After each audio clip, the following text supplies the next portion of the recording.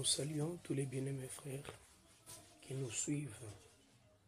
Et c'est la réponse à notre bien-aimé frère qui nous demandait de savoir le problème du réveil des Kamouïcha.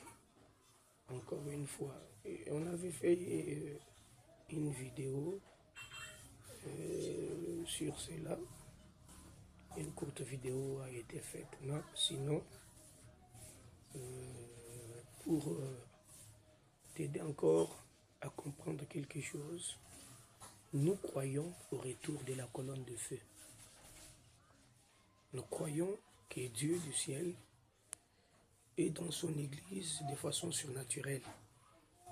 Nous croyons, il accompagne l'Église. L'ange du Seigneur, la colonne de feu, la théophanie qui était sortie de Dieu,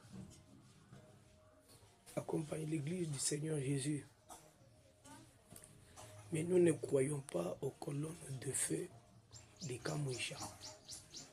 Nous croyons à la colonne de feu qui a été photographiée sur la tête du prophète de Dieu, William Branham.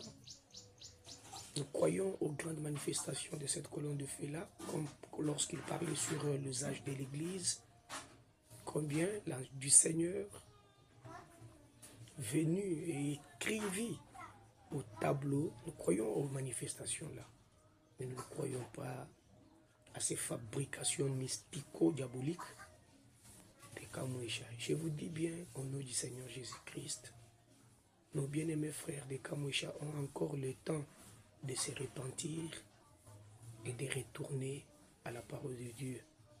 Dieu n'est pas dans ces choses-là qu'ils sont en train de faire. Dieu n'est pas dans leur mouvement-là. Dieu reste dans sa parole. Comment ça fait-il que quelqu'un est en train de lire sa brochure, sa Bible, la colonne de feu apparaît? Mais bien aimé, c'est pour faire quoi? La colonne de feu qui était apparue sur la tête de William Branham, c'était pour le confirmer devant les confrontations qui étaient là avec le docteur Best, vous le savez vous-même. C'était Dieu qui a témoigné que réellement cet homme était son envoyé, commissionné par lui, et que ce qu'il défendait était la vérité.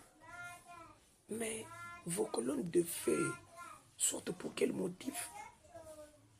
Vous commencez à créer des ombres là sur vos images et pour tromper les peuples. Vous pensez que ça va passer comme ça? Mais vous répondrez pour cette insulte, pour ces blasphèmes.